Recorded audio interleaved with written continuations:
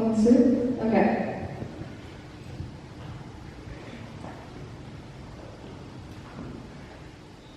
Very good. Okay. Raise your hand if you ever felt like you don't belong. It's an odd feeling, isn't it? It's like the cracks inside you are louder than the world outside. Like everyone else is walking on solid ground, carving paths, drawing maps in the air, while you're still tracing circles around invisible lines, trying to remember which edges are yours.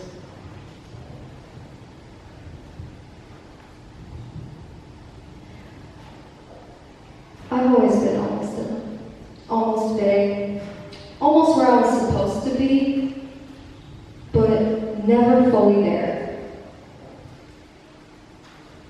When I was younger, I moved around a lot. New schools, new faces, new streets, new names to memorize, new classrooms, new chances to disguise the cracks that I tried to hide. And I just hoped that this time I would finally belong. By the 8th grade, I had been to 6 different schools. 6 beginnings, 6 endings, 6 versions of myself that never stayed long enough to feel real.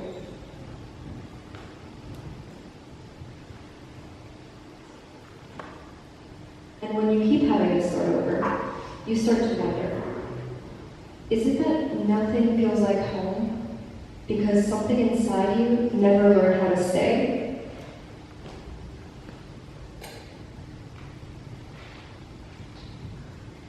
So I learned from an early age to watch people carefully, to listen before speaking, to shift the shape of my voice, of my hands, of my smile, depending on who was looking.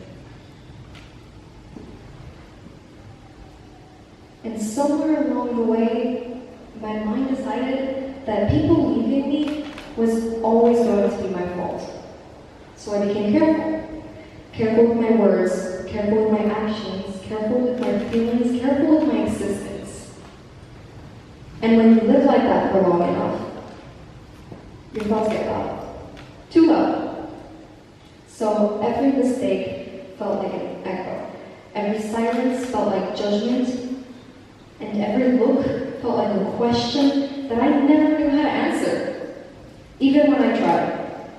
Even when I did everything right, and even when I became the person that everyone said I should be, it still never felt like enough. Why is that? Why is it that we never seem to feel like enough?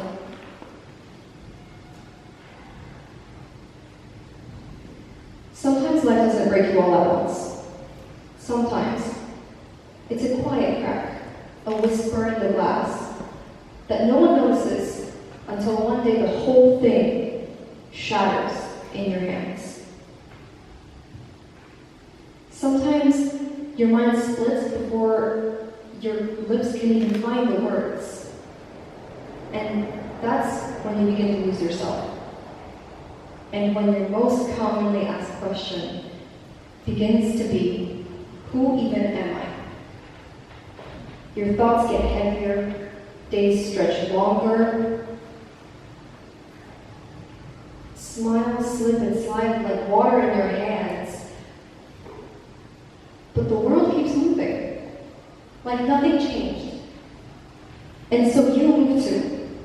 You keep smiling, keep trying, keep proving that you're strong enough to carry the things that no one else sees.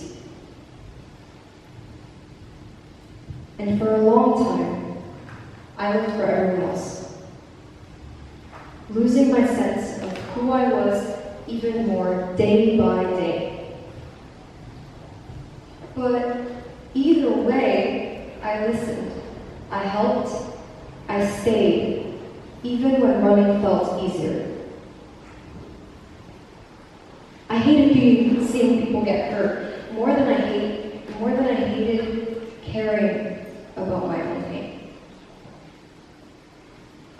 And so I put myself last, again and again and again.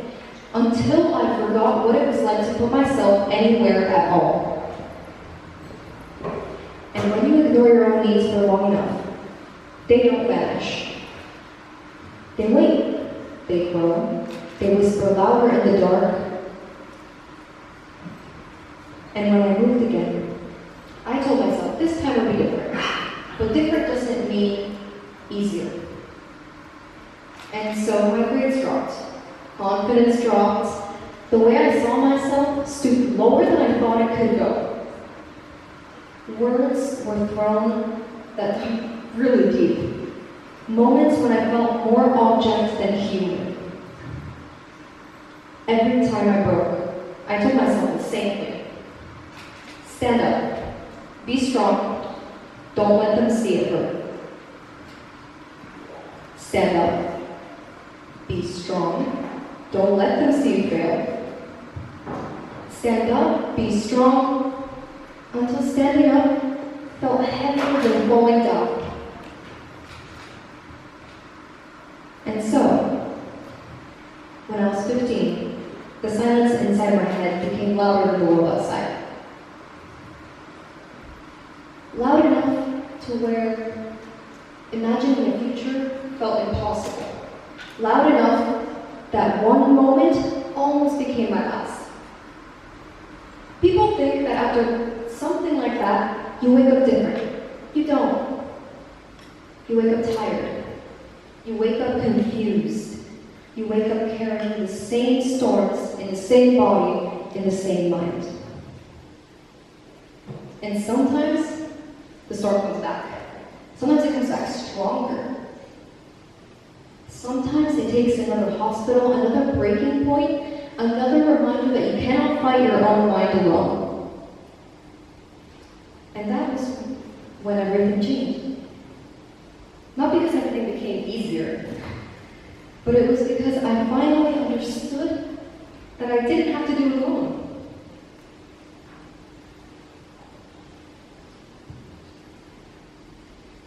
And while all of this was happening, the world showed me perfection. Perfect lives, perfect faces, perfect happiness behind perfect filters. Online, everyone knows who they are. Online, no one cries at night. No one feels lost. No one falls apart in a room full of people. But behind the glow, behind the usernames, behind the screen, words are a weapon. Venom drips, hatred slips. People hide behind anonymous thrones, tossing insults like stones, safe from any consequence, safe to wound, safe to harm. And we compare our worst days to their best angles, our real selves to their staged displays. And slowly, quietly, we script ourselves into characters, smiling for the screen while breaking behind it. It took me a long time to understand. Struggling does not mean weakness. Feeling lost does not mean you're broken, and pain does not mean failure. Sometimes pain means you are changing. Sometimes breaking means you are becoming. Like kintsugi, the Japanese art of golden repair, where cracks are filled with gold, so the object becomes stronger and more beautiful for the damage that it has carried. We're just like that. Every crack, every scar, every broken piece can become the gold that shapes us. And every time we rise, when our mind says no, every time we stay when running feels easier, every time that we choose to live when living feels heavy, we are reforging ourselves in light, in fire, and in gold. I'm not standing here today because everything is perfect. It isn't. Some days are still loud, some days are still hard, and some days I still feel like that little girl who never stayed anywhere long enough to feel like she really belonged. But now, I know this. You don't have to be fully healed to keep going. You don't have to be fearless to be strong. You don't have to know exactly who you are to be on the right path. Maybe identity isn't about having all the answers. Maybe identity is about surviving the questions. Maybe identity is about filling those cracks with gold. So if you feel lost right now, if you feel like everyone else has it together except for you, and if you feel like something inside of you doesn't quite fit anywhere, listen. You are not behind. You are not weak. You are not broken. And you are becoming. And the parts of you that hurt the most today will be the parts of you that make you the strongest tomorrow. The sooner we realize this, the sooner we begin to accept ourselves for who we are. We can accept ourselves for the gold in the cracks. It isn't a flaw, it's your story. It's your strength. It's you. Thank you.